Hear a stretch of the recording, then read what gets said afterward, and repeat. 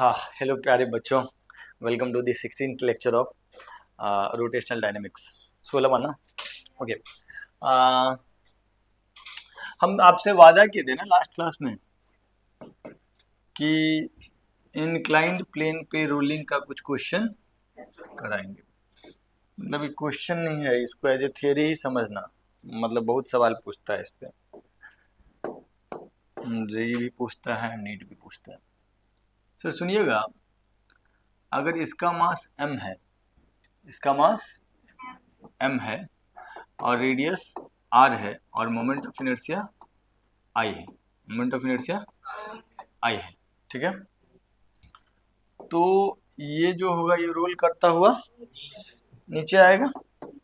तो सर हम आपको अच्छा बोल रहे हैं कि यहाँ पे फ्रिक्शन सफिशिएंट है, मतलब रफ सरफेस है तभी रोल करेगा। तो फ्रिक्शन किधर लगेगा सर?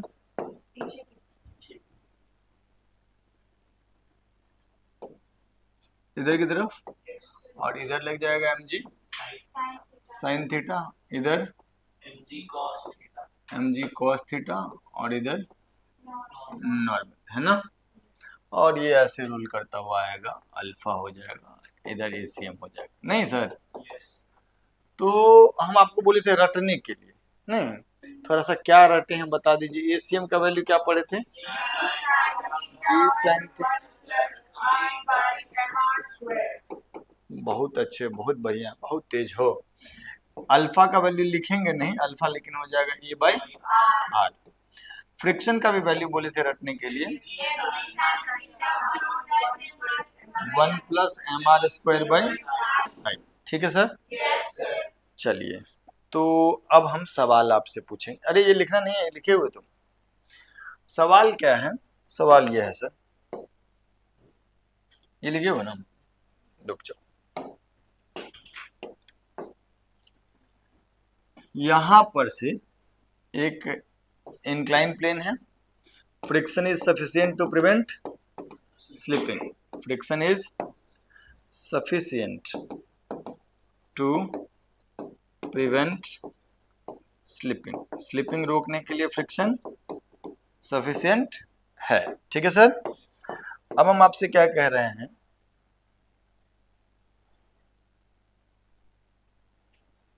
कि यहाँ पर एक मास m, रेडियस r और मोमेंट ऑफ इनर्शिया I वाला कोई बॉडी रखिए। It can be anything, it can be माने रिंग हो सकता है, ठीक है। मास m, radius r, moment of inertia तो रहने तो अपना आ जाएगा सबका। एक रिंग, एक डिस्क, एक हॉलो स्फीयर और एक सॉलिड स्फीयर, चार चीज था, ठीक है। सबका मास सेम और रेडियस भी same. All are released from same position, all are released from same position, same position से उसको रिलीज किया गया है, सारे को, सबको, रिंग को, डिस्क को, हॉलो स्फीयर को, सॉलिड स्फीयर को। आपसे पूछा गया है compare, sorry, when they reach the bottommost point, when they reach the bottommost point, compare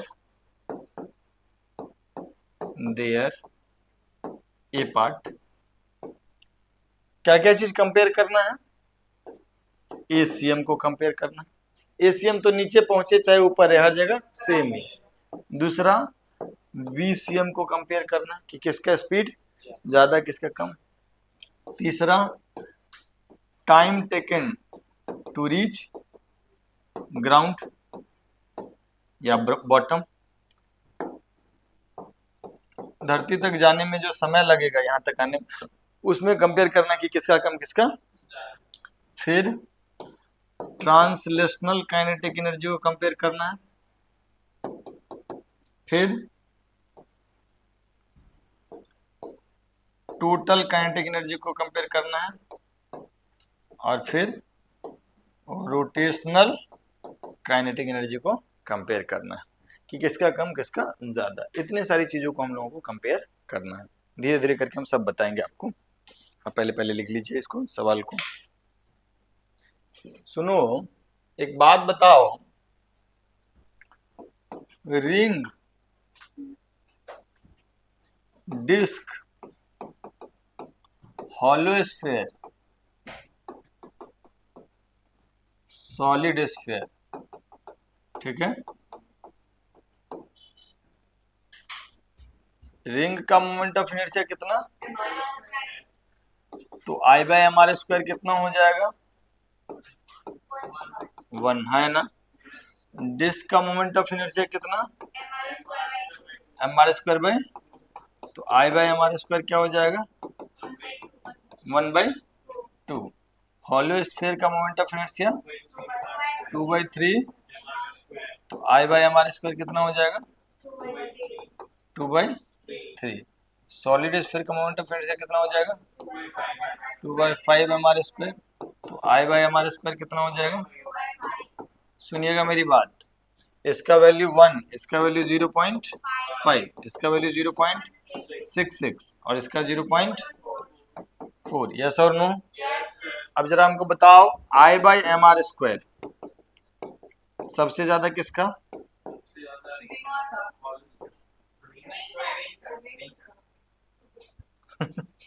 सबसे ज्यादा किसका, रिंग, तब किसका, हॉलो स्फीयर का, फिर डिस्क का, और सबसे कम सॉलिड स्फीयर का। Is that okay? ये चीज तो क्लियर है, बोलो। अब जरा हमको बताओ कि ACM का वैल्यू कितना होता है, जी sine theta upon 1 plus I by M R square, नहीं? Is that okay? तो जी sine theta upon 1 plus I by M R square, ji sine theta तो सबके लिए सेम, 1 तो एक कांस्टेंट है, जिसका आई बाय एम आर स्क्वायर ज्यादा उसका ये कम। तो ACM का अगर हम बात करें, ठीक है, ACM का बात करें तो सबसे ज्यादा ACM किसका होगा, उल्टा हो जाएगा, आई बाय एम आर स्क्वायर ज्यादा तो ACM कम। तो सॉलिड स्फीयर का सबसे ज्यादा, उससे कम हॉलो स्फीयर का, और सबसे कम किसका, इज दैट ओके? ठीक है, अगला ACM तो था। अच्छा, एक बात बताइए, यहां से जब चलेगा सर, यहां से चलेगा तो U तो 0 हो गया, यहां आएगा तो दूरी तो दोनों का बराबर होगा, ये हो जाएगा VCM, है ना। तो VCM का स्क्वायर इज इक्वल टू 0 का square plus 2ACM into S, yes और नो? तो VCM अंडर 2AS हो गया, S तो सब रिंग डिस्क जो भी चल के जाएगा यहां से यहां आएगा, सेम जगह से रिलीज किया गया है ना, all are release from same position. तो S तो सबके लिए सेम है, जिसका ACM ज्यादा उसका VCM भी। तो भाई ACM का जो ट्रेंड है VCM का भी, तो VCM का ट्रेंड में क्या होगा, रिंग का सबसे कम, फिर हॉलो स्फीयर, फिर सॉलिड स्फीयर, यस और नो, डिस्क, फिर सॉलिड स्फीयर, सबसे ज्यादा सॉलिड स्फीयर, उससे कम डिस्क का, उससे कम हॉलो स्फीयर का, सबसे कम रिंग का। ठीक है क्या? कोई दिक्कत? पक्का? ठीक है, तो हम VCM में यूज किए किसका, under root 2AS, S is same, तो जिसका A ज्यादा उसका भी ज्यादा। फिर उसके बाद S बराबर हाफ AT स्क्वायर होगा क्या, नहीं, S बराबर हाफ तो T का वैल्यू कितना हो जाएगा, under root 2S by is that okay? तो भाई S तो सबके लिए सेम, जिसका एक्सेलरेशन ज्यादा उसका टाइम जो ज्यादा एक्सेलरेशन से जाएगा उसको सेम दूरी कवर करने में कम समय लगेगा। तो जिसका एक्सेलरेशन सबसे ज्यादा उसको नीचे पहुंचने में टाइम सबसे, तो टाइम वाला जो है वो क्या आएगा, बिल्कुल इसका, तो रिंग का सबसे ज्यादा, तब हॉलो स्फीयर, तब डिस्क, और सबसे टाइम सबसे कम किसको लगेगा। आम जीवन में तुम ऐसा फील किए हो कि जो ड्यूज बॉल को अगर तुम मत फेंक नहीं दिए किसी रोलिंग पे, कोई भी इंक्लाइन प्लेन पे रोल कराओ, वो बड़ा तेजी से नीचे जाता है ना। और वही तुम जो प्लास्टिक बॉल होता है हॉलो स्फीयर उसको फेंको, उसको थोड़ा टाइम ज्यादा लगता है। यस और नो? कारण यही है, कारण यही। अब टाइम के अलावा और क्या चीज करना था sir? Translational kinetic energy, total kinetic energy and rotational kinetic energy. सुनिएगा मेरी बात, जब यहां से यहां आएगा तो ट्रांसलेशनल काइनेटिक एनर्जी का जो फॉर्मूला होगा वो रिव्यू कह ले, ठीक है। ट्रांसलेशनल काइनेटिक एनर्जी कितना हो जाएगा? Half M. अब यार एम तो सबका सेम, तो जिसका भी ज्यादा उसका काइनेटिक एनर्जी भी कौन सा? ट्रांसलेशनल। तो भाई साहब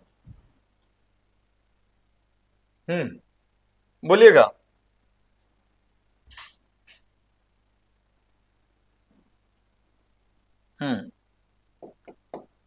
ट्रांसलेशनल काइनेटिक एनर्जी सबसे ज्यादा किसका? सबसे ज्यादा ना, तो इसका उल्टा हो गया ना? नहीं, सबसे कम ट्रांसलेशनल काइनेटिक रिंग का और सबसे ज्यादा translational kinetic energy solid sphere का। यस और नो भाई लोगों? पक्का? ठीक है सर। उसके बाद टोटल काइनेटिक एनर्जी बताओ तुम, थोड़ा बहुत सब हम ही बताएंगे। हाँ देखो, अरे वो नहीं होगा, ट्रिक क्वेश्चन है। सुनो, एक बात बताओ, अगर सेंटर ऑफ मास मान लीजिए कि h हाइट नीचे आ गया, रोल करता हुआ आ रहा है सर, तो रोल करता हुआ अगर आ रहा है तो इस पे वर्क तो सर सिर्फ और सिर्फ कौन करेगा? ग्रेविटी करेगा। यस और नो? वर्क कौन करेगा? सिर्फ और सिर्फ, तो work done by gravity is equal to के final minus work done by gravity, तो mgh होगा, और सब सेम हाइट से चला है। काइनेटिक एनर्जी फाइनल तो जो होगा सो होगा, इनिशियल वाला तो फाइनल काइनेटिक एनर्जी कौन सा है? ट्रांसलेशनल की रोटेशनल?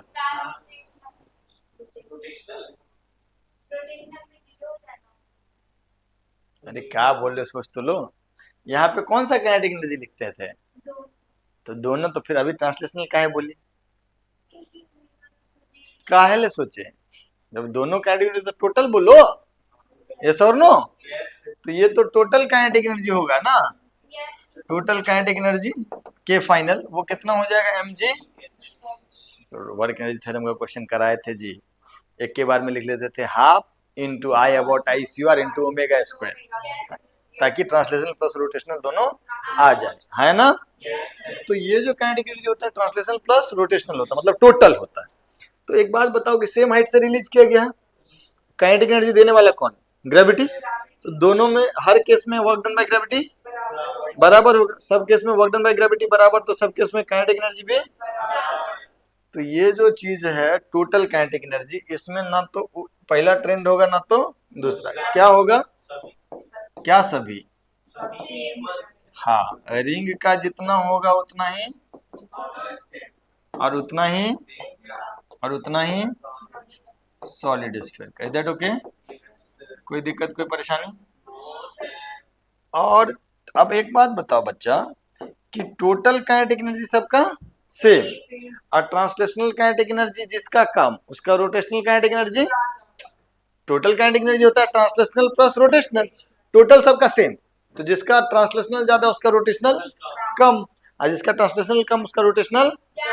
तो भाई ट्रांसलेशनल काइनेटिक एनर्जी का बिल्कुल रिवर्स ट्रेंड हो जाएगा ना। कौन सा? रोटेशनल। तो रोटेशनल काइनेटिक एनर्जी सबसे ज्यादा किसका होगा? रिंग का, नहीं ना। और सबसे कम किसका होगा?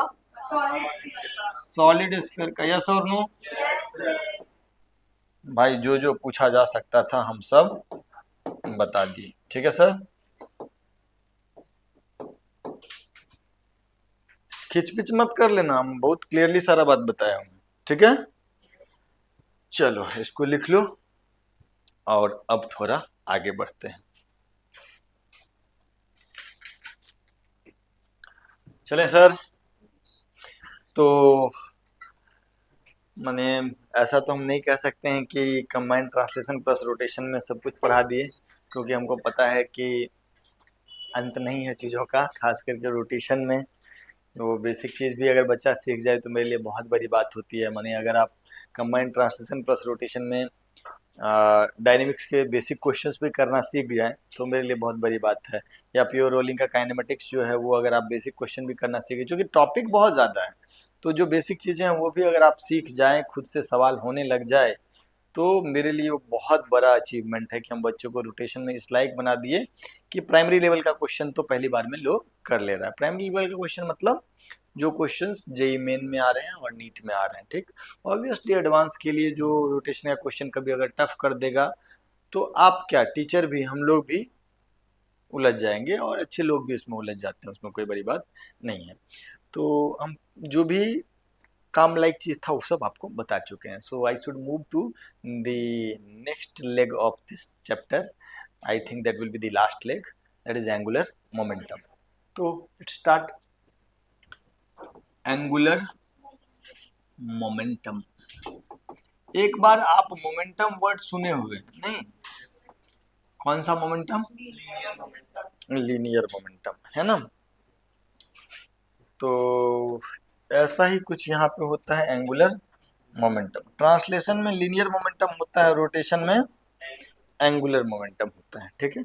लीनियर मोमेंटम के बारे में थोड़ा बता दो कि क्या होता है। मान लीजिए कि एक पार्टिकल, ये एक्स एक्सिस है, ये वाई एक्सिस है, एक पॉइंट मास है m, और it is moving with the velocity v, it is moving with the velocity v। तो लीनियर मोमेंटम क्या हो जाएगा? m into V. Linear momentum क्या हो जाएगा? m into V. Is that okay? अब हम लोग लीनियर मोमेंटम से थोड़ा आगे बढ़ रहे हैं। ये चीज तो आपको मालूम है, it is a vector quantity. Direction कौन सा होगा? जो वेलोसिटी का डायरेक्शन, वही लीनियर मोमेंटम का। अब हम लोग डिफाइन करने जा रहे हैं linear angular momentum about a point. जैसे टॉर्क होता था, torque about a point and torque about an axis, वैसे ही यहाँ पे क्या होगा? Angular momentum about a point. Angular momentum about a point. ये पॉइंट है ओ, ये पॉइंट है ओ, मान लेते हैं ओ के अबाउट। तो जिस पॉइंट के अबाउट एंगुलर मोमेंटम लिखे, पूरा मौका देंगे, कभी ऐसा नहीं होगा कि हम भाग जाएंगे। जिस पॉइंट के अबाउट एंगुलर मोमेंटम पता करना है, पहले उस पॉइंट से एक पोजीशन वेक्टर ड्रॉ करते हैं। कहां तक? उस पॉइंट मास तक। अभी हम कह रहे हैं angular momentum about a point, ठीक है। और हम लोग अभी बात कर रहे हैं किसका? प्योर ट्रांसलेशन का। किसका बात कर रहे हैं? ये बॉडी ट्रांसलेट कर रहा है ना, पॉइंट मास है तो इसके रोटेशन का तो कोई मतलब ही नहीं, इट इज ट्रांसलेटिंग, है ना। तो ये v वेलोसिटी से जा रहा है। अब अगर v वेलोसिटी से कोई पॉइंट मास m जा रहा है और उसका हमको एंगुलर मोमेंटम पता करना है, तो पहले पॉइंट मास जहां है उस पोजीशन का पोजीशन वेक्टर ड्रॉ कर लेंगे और उस पॉइंट मास का एक लीनियर मोमेंटम डिफाइन कर लेंगे, जो कि डिफाइन किया हुआ है। और एंगुलर मोमेंटम जनरली एल से डिनोट किया जाता है। ये जो होगा वो होगा R cross P. R cross P. R क्या है? What is R? Position vector of, position vector of mass m with respect to O about which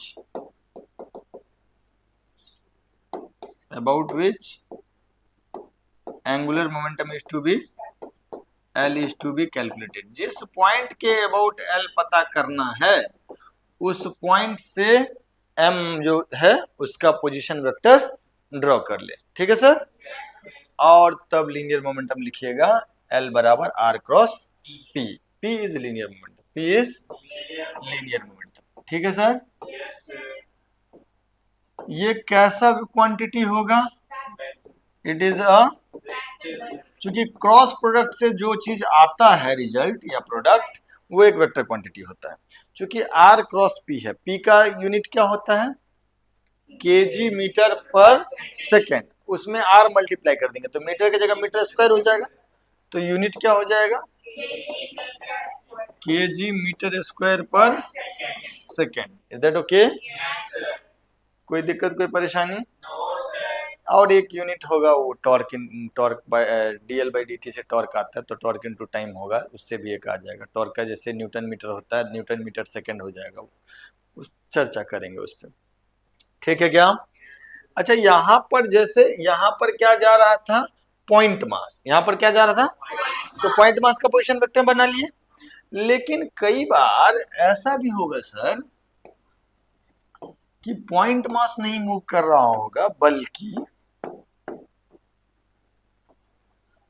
एक एक्सटेंडेड बॉडी मूव कर रहा होगा। और कैसा कर रहा होगा? Pure translation. क्या होगा? किसका? Of extended body. Extended body मतलब समझ रहे हो ना, पॉइंट मास नहीं है, उसका डायमेंशन है। अब क्या है सर, इसके सेंटर ऑफ मास का कुछ वेलोसिटी है VCM। अब देखो, हम इसलिए सेंटर ऑफ मास का कह रहे हैं कि इस बॉडी में तो ढेर सारे पॉइंट होंगे, लेकिन हमको जब एंगुलर मोमेंटम पता करना होगा तो पोजीशन वेक्टर किसका लेंगे बेटा? सेंटर ऑफ मास का। ठीक है सर? कहाँ के रिस्पेक्ट में? उस पॉइंट के रिस्पेक्ट में जिसके अबाउट एंगुलर मोमेंटम। तो जैसे एंगुलर मोमेंटम अबाउट O जो होगा ये हो जाएगा M, अगर इसका मास M है तो, नहीं सॉरी, R क्रॉस P, तो P क्या हो जाएगा? M into VCM। Is that okay? तो अब पोजीशन वेक्टर किसका ले लेंगे? सेंटर ऑफ मास का। अब सुनिएगा मेरी बात, जैसे यहाँ पे R क्रॉस P लिए तो एंगुलर मोमेंटम का जो फॉर्मूला हो जाएगा वो क्या हो जाएगा? R क्रॉस M भी नहीं, एंगुलर मोमेंटम का जो फॉर्मूला हो जाएगा वो हो जाएगा R क्रॉस M भी, है ना? M तो एक कांस्टेंट है, इसको बाहर भी रख लोगे कोई दिक्कत नहीं। तो ये क्या हो जाएगा? MR cross V, MR cross. Similarly अगर एक्सटेंडेड बॉडी है तो उसमें जो लिखाएगा वो क्या होगा? M बाहर हो जाएगा, R cross V CM, MR cross V। Is that okay? कोई दिक्कत, कोई परेशानी? पक्का पक्का? ठीक है सर। अब यार जब हम इसका चर्चा कर लिए तो क्या हम इस एंगुलर मोमेंटम का मैग्नीट्यूड और डायरेक्शन का भी बात कर सकते हैं, है ना? तो आप जरा मुझे बताइए कि एंगुलर मोमेंटम का मैग्नीट्यूड क्या हो जाएगा? R क्रॉस V है, तो R और V के बीच में कुछ एंगल भी तो होगा यहाँ पे, है ना? तो इसका मैग्नीट्यूड क्या हो जाएगा? M तो बाहर ही रख लेते हैं, R into V into sine theta. Similarly यहाँ पर अगर देखेंगे तो मैग्नीट्यूड क्या हो जाएगा एंगुलर मोमेंटम का? M into R into VCM into sine theta. Theta दिखाना पड़ेगा ना बेटा। अभी अभी कहानी खत्म नहीं हुआ है। अब हम लोग यहाँ पे कहाँ जाएंगे, शायद तुमको थोड़ा आइडिया होगा, है क्या? कहाँ जाने वाले हैं? नहीं, डायरेक्शन पर तो बाद में जाएंगे, थोड़ा सा इसको तोड़ेंगे परपेंडिकुलर डायरेक्शन में, R परपेंडिकुलर V परपेंडिकुलर जैसा कुछ। तो जैसे ये V है सर, तो V का इधर वाला कंपोनेंट क्या हो गया? इसको हम लोग बोल लेते हैं V पैरेलल, और इधर वाला कंपोनेंट क्या हो जाएगा? इसको हम लोग बोल लेते हैं V परपेंडिकुलर। यस और नो? तो एंगुलर मोमेंटम का जो मैग्नीट्यूड होगा सर, इसको हम लोग लिख सकते हैं M into R sine theta into V। भी रुक जाओ, सॉरी R साइन थीटा नहीं, M into V sine theta into R, तो v sin थीटा को हम v परपेंडिकुलर लिख सकते हैं, तो ये हो जाएगा m v perpendicular into R. ये पहला तरीका से इसको लिखें, ठीक है सर। आपको पता है कि इसको एक और तरीका से लिखना चाहिए हमको, हाँ है ना, इसको थोड़ा दिखा देते हैं। ये x एक्सिस, ये y axis, there is a point mass m moving with velocity v, this is our r, ठीक है सर, और ये एंगल थीटा है, ठीक है। तो r के दो कंपोनेंट हम लोग ब्रेक कर सकते हैं सर। अभी जानबूझ करके ना हम वेलोसिटी एक्स एक्सिस के पैरेलल ले लिए समझाने के लिए, ताकि तुमको r परपेंडिकुलर r पैरेलल समझने में दिक्कत ना हो। तो r का ये वाला एंगल भी थीटा ले लेते हैं, पैरेलल ले लिए, ठीक। तो r का इधर वाला कंपोनेंट कितना हो जाएगा, r cos थीटा को हम लोग बोल देते हैं r पैरेलल, v के पैरेलल हो गया ये, और इधर वाला कंपोनेंट क्या हो जाएगा, इसको हम लोग क्या लिख देंगे, ठीक है। तो फिर अगर हम लोग देखेंगे एंगुलर मोमेंटम का मैग्नीट्यूड, तो ये कितना था, m into R sine theta into V, तो हम इसको लिख सकते हैं m into R perpendicular into V. तो कहानी से सीख क्या मिली कि यही वाला फॉर्मूला को हम लोग L का जो मैग्नीट्यूड है इसको हम लोग लिख सकते हैं m into R perpendicular into V. What is v perpendicular and what is r perpendicular? v perpendicular is component of velocity which is perpendicular to r. What is r perpendicular? Component of r which is perpendicular to v. जैसे यहाँ velocity का जो एक component है वो r के parallel है, दूसरा कंपोनेंट r के परपेंडिकुलर है, तो this is called v perpendicular. यहाँ पर अगर आप देखिएगा सर, यहाँ अरे यहाँ पर देखिएगा तो r का एक कंपोनेंट जो होगा वो वेलोसिटी के परपेंडिकुलर है और दूसरा वेलोसिटी के पैरेलल है, तो ये चीज को हम लोग r परपेंडिकुलर बोलते हैं। Is that okay? तो अभी तक तो हम लोग पढ़े कि एंगुलर मोमेंटम का मैग्नीट्यूड क्या होता है ना। अब तुम सही कह रहे थे कि डायरेक्शन के बारे में भी बात कर लेना चाहिए। तो एंगुलर मोमेंटम जो है अबाउट पॉइंट ओ, वो तो हो गया m r cross v for point mass, and for extended body this is m r cm cross vcm। Obviously r is position vector of centre of mass with respect to o, ठीक है।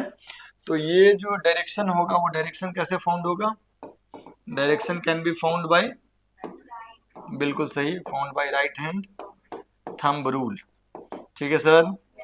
तो जैसे अभी के लिए अगर हम आपसे पूछे कि इस बॉडी का एंगुलर मोमेंटम अबाउट ओ किधर की तरफ होगा, r cross B, inward to the board plane, तुम पेपर प्लेन बोलोगे अपना। यहाँ पर भी देखेंगे तो ये जो है ये क्या है, r cm, नहीं, सेंटर ऑफ मास का position vector. Is that okay? तो इसमें भी r क्रॉस v जो होगा वो अंदर की तरफ ही होगा, ठीक। पूरे कहानी में सिर्फ दो बात बताएं, L वेक्टर होता है m r cross v, r is position, r cross v नहीं, m r cm cross vcm। अभी चर्चा किसका कर रहे हैं हम लोग, प्योर ट्रांसलेशन का। अभी किसका बात कर रहे हैं, प्योर ट्रांसलेशन का, ठीक है। Angular momentum about a point, but किसमें हम कह रहे हैं, प्योर ट्रांसलेशन में। तो प्योर ट्रांसलेशन में एंगुलर मोमेंटम का एक ही फॉर्मूला याद रखना है, m r cm cross vcm। Extended body होगा तो सेंटर ऑफ मास कहीं होगा, अब पॉइंट मास है तो पॉइंट मास खुद ही अपना सेंटर ऑफ मास। RCM क्या है, position vector of centre of mass with respect to point O about which L is to be calculated, है ना। अब VCM जो है सेंटर ऑफ मास का वेलोसिटी है, that is angular momentum about that a point. Is that okay? Angular momentum का magnitude क्या होगा, m r v sin theta, लेकिन ज्यादा बेहतर होगा m r perpendicular into v या m v perpendicular into r। आप एक काम कर लीजिए कि या तो r के परपेंडिकुलर जो वेलोसिटी का कंपोनेंट है वो पता कर लीजिए, फिर क्या कीजिए v परपेंडिकुलर इनटू r, या तो वेलोसिटी का दो कंपोनेंट कीजिए या r का दो कंपोनेंट कीजिए। अगर वेलोसिटी का दो कंपोनेंट करेंगे तो वेलोसिटी का एक कंपोनेंट आएगा r के पैरेलल, एक आएगा r के परपेंडिकुलर। हमको परपेंडिकुलर वाला वेलोसिटी कंपोनेंट को r से मल्टीप्लाई करना है, फिर m से मल्टीप्लाई करना है, you will get angular momentum.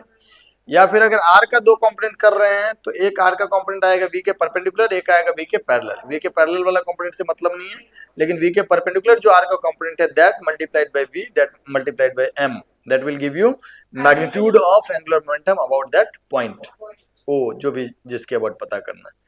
Clear है क्या? समझा पाए हम? सवाल अभी कराएंगे, आप चिंता मत कीजिए। हाँ, डायरेक्शन के लिए ऑब्वियसली क्रॉस बी का जैसे पता करते हैं वैसे ही करेंगे। तो I think it was the first page. इसमें आर परपेंडिकुलर नहीं लिखा हुआ है, बी परपेंडिकुलर लिखा है। बी परपेंडिकुलर के बारे में जरूर लिख लोगे कि बी परपेंडिकुलर क्या है? Component of velocity perpendicular to R vector. फिर ये वाला चीज के लिए अगला पेज में सारा बात लिखा हुआ है, लेकिन ये जरूर लिख लोगे कि आर परपेंडिकुलर क्या है। R perpendicular is component of R perpendicular to V. ये कॉपी में लिखा हुआ होना चाहिए कि what is V perpendicular, what is R perpendicular. तो पहला पेज ये नोट करो, फिर दूसरा पेज पे आते हैं। ठीक है सर? ये पेज भी लिख लीजिएगा सर। जल्दी। एक और पेज है। वही है एक्सटेंडेड बॉडी के लिए सेंटर ऑफ मास का पोजीशन केवल आर की जगह 80 हम ले लेते हैं। एनीवे चलो डन। सॉरी, अब एक दो सवाल करोगे? चल कर। खाली एंगुलर मोमेंटम कैलकुलेट करना है सर। एंगुलर मोमेंटम अबाउट कोई पॉइंट, पहला क्वेश्चन है।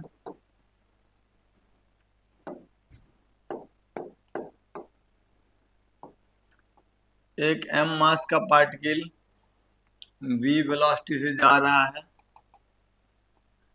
यहां से कितना डिग्री पे? हॉरिजॉन्टल से 37 डिग्री पे, और ये दूरी जो है ये है r नॉट। ठीक, find angular momentum of m about origin. सबसे simple,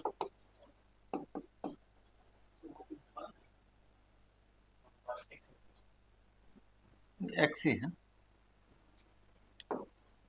find angular momentum about o।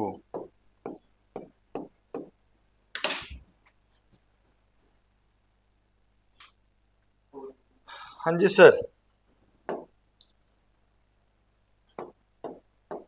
ये तो बड़ा ही सरल क्वेश्चन हो गया। इधर वाला कंपोनेंट कितना हो जाएगा? v cos 37 that is 4v/5, और इधर वाला का हालांकि तो कोई जरूरत है नहीं, ये हो जाएगा v sin 37 that is 3v/5। Okay, और ये है मेरा पोजीशन वेक्टर, यही है ना मेरा पोजीशन वेक्टर जिसका मैग्नीट्यूड r है। तो अब बताओ, तो ये v sin 37 तो r के पैरेलल हो गया। हमको कौन सा कंपोनेंट चाहिए? Perpendicular, that is your v perpendicular. तो एंगुलर मोमेंटम कितना हो जाएगा? m into V perpendicular into R. तो m इंटू वी परपेंडिकुलर कितना? 4v/5 into R naught. Is that okay? है ना? क्लियर? देखो, इसी सवाल को ऐसे देंगे कि तुमको पता भी नहीं चलेगा कि ये क्वेश्चन है। देखो, इसको हटा दें।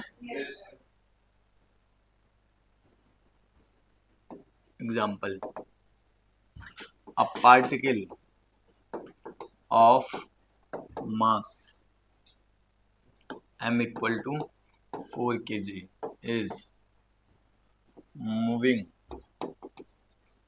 along a line 4y is equal to 3x plus 12. Okay, 3x plus 12 means 20. 3x plus 20. Okay, with velocity v is equal to 5 meter per second. Find angular momentum about origin.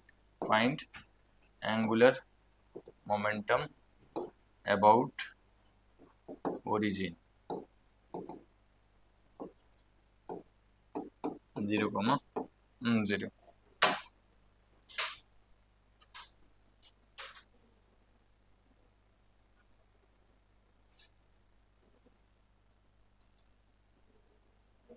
अच्छा, इस सवाल को करेंगे प्लस एक और सवाल है यहाँ पे, हम इस सवाल को पे आएंगे वापस। एक और सवाल है बेटा ये x एक्सिस है, ये y एक्सिस है, ठीक। और एक पार्टिकल जो है इस लाइन के अलोंग मूव कर रहा है, ठीक है। ए particle is moving along this line, ऐसे, ठीक है सर, ऐसे मूव कर रहा है। पार्टिकल का मास m है, पार्टिकल का मास m है, ये v वेलोसिटी से मूव कर रहा है, कांस्टेंट स्पीड से मूव कर रहा है इस लाइन के अलोंग। बताओ magnitude of angular momentum, magnitude of angular momentum about o, about o, v is constant, speed जो है वो फिक्स है, will magnitude of angular momentum about o will first decrease then increase, b first increase then decrease, c remain constant throughout, पूरे journey में constant ही रहता है, D data insufficient. क्या होगा आंसर, क्या होगा, एंगुलर मोमेंटम जैसे जैसे ये आगे जाएगा बढ़ेगा घटेगा घटेगा बढ़ेगा सेम रहेगा, कुछ परिवर्तन। हाँ ये पार्टिकल ऐसे जा रहा है, हाँ? पहले एंगुलर मोमेंटम डिक्रीज करेगा और फिर ऐसा क्यों, आर वेक्टर का मैग्नीट्यूड कम होते जा रहा है, लेकिन जैसे जैसे आर वेक्टर का मैग्नीट्यूड कम होते जा रहा है वैसे वैसे थीटा वेक्टर भी तो बढ़ते जा रहा है, नहीं सर, इस तरीके से सोचना ही नहीं, सोचना कैसे है, L बराबर एम भी परपेंडिकुलर इनटू आर या आर परपेंडिकुलर इनटू भी, तो फिक्स है, यस और नो। अब जरा देखो आर परपेंडिकुलर के बारे में, आर परपेंडिकुलर क्या होगा सर,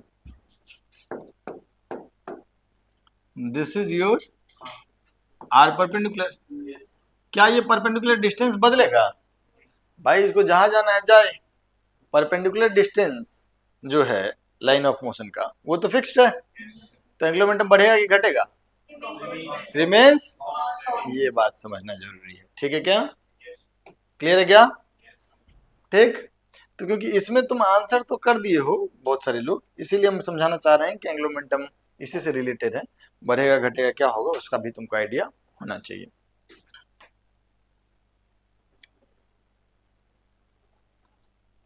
अब यार पुराने वाले सवाल पे आ जाते हैं।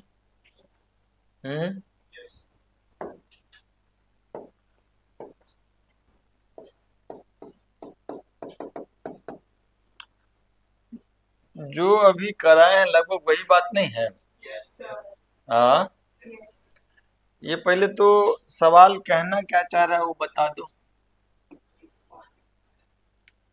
ये एक्स एक्सिस है, ये वाई एक्सिस है, नहीं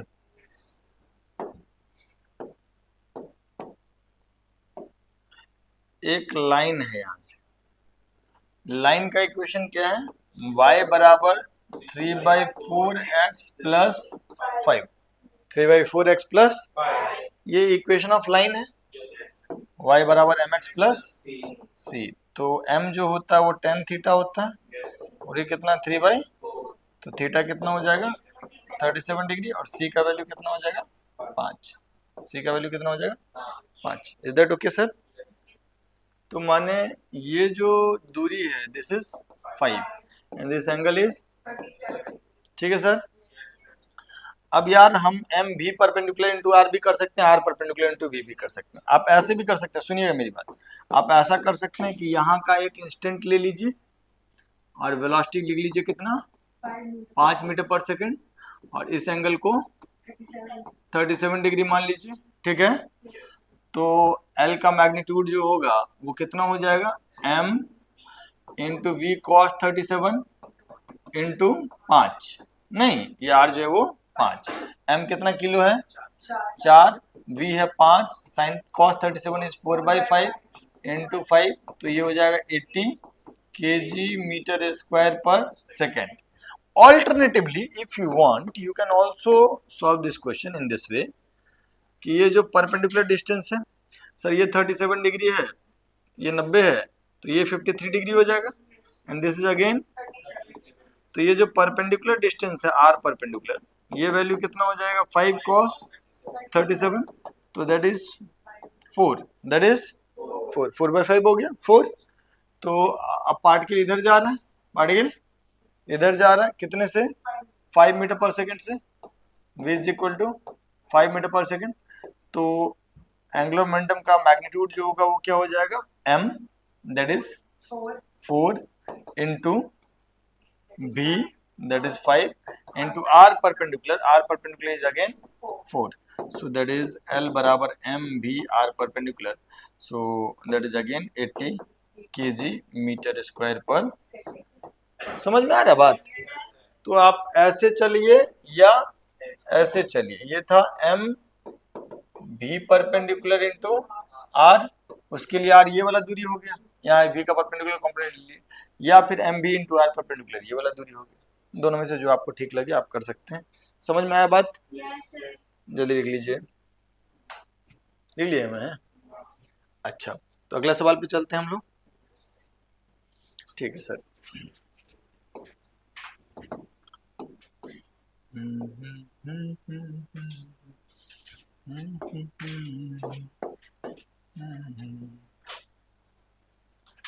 m मास का एक पार्टिकल है, u वेलोसिटी से प्रोजेक्ट किए हैं, ये x एक्सिस है, ये y एक्सिस है, ये हॉरिजॉन्टल है, ये वर्टिकल है, ठीक है सर। और फिर ये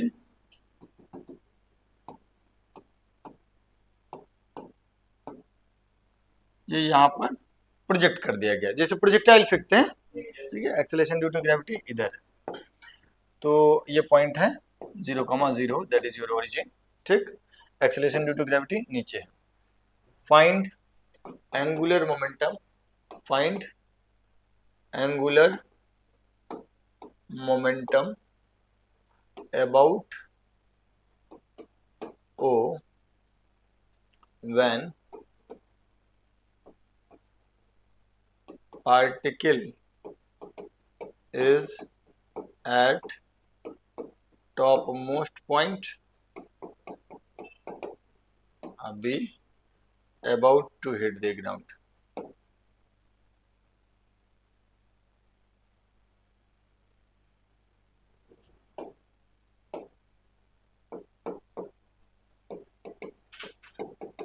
about to hit the ground, ठीक है सर। देखिए जरा,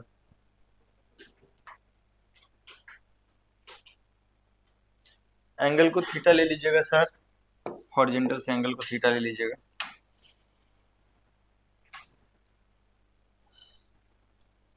ठीक है सर, सुनिए, पहला बात कब बोला है, टॉप मोस्ट पॉइंट पे इसका वेलोसिटी हॉरिजॉन्टल में होगा, u cos, u से फेंके तो u cos थीटा। अच्छा, अगर हम देखें तो ये जो, वैसे तो पोजीशन वेक्टर ये होगा मेरा, नहीं, but this is your r, तो r परपेंडिकुलर यहाँ क्या होगा, मैक्सिमम हाइट, तो उसका वैल्यू तो हम लोग को मालूम है, u square sine square theta by 2g। तो जो ए पार्ट है उसमें एंगुलर मोमेंटम अबाउट वो जो होगा m v into R perpendicular, v की जगह पे वैल्यू कितना हो जाएगा, r परपेंडिकुलर की जगह पे u square sine square theta by 2g, and direction जो होगा वो inward to the board plane, है ना। गोला में कटिस मतलब अंदर, गोला में डॉट मतलब बाहर। एनीवे, ये ए पार्ट हो गया सर, बी वाला पार्ट कर लें। अच्छा, जब यहाँ पर हिट करने वाला होगा तो वापस से इसका वेलोसिटी यू ही आ गया होगा, और सिमेट्री से कह सकते हैं कि ये एंगल थीटा ही होगा, ये थीटा तो ये भी थीटा, वर्टिकली ऑपोजिट से ये थीटा। अब हम लोग यहाँ पे आर वेक्टर देखें तो ये मेरा आर वेक्टर हो जाएगा। क्या हम यू के दो कंपोनेंट कर सकते हैं सर? कौन कौन सा कंपोनेंट करें? यू कॉस थीटा जो होगा वो इधर के अलॉन्ग हो जाएगा और इधर के अलॉन्ग हो जाएगा u साइन थीटा, और ये वाला दूरी जो होगा ये हो जाएगा U square sine 2 theta by G. Yes और नो? तो यही मेरा चीज क्या है, u परपेंडिकुलर। तो अभी एम भी इंटू आर परपेंडिकुलर यूज करें कि M R into V perpendicular? M R into V perpendicular use करना ज्यादा बेहतर है। तो बी पार्ट में एल लिख लेते हैं M R into V perpendicular. R की जगह पे क्या लिख देंगे हम लोग, रेंज का फॉर्मूला होता है u square sine 2 theta by g. अभी परपेंडिकुलर कितना हो जाएगा, u साइन, इधर ओके लिख लीजिए सर। हाँ ये भी जो होगा वो भी इनवर्ड होगा, तो क्रॉस कर दीजिए। बहुत सारी चीजें हैं जिस पे डिस्कशन अगले क्लास में होगा। आज का कहानी यही खत्म करते हैं, मिलते हैं नेक्स्ट क्लास में। Bye bye.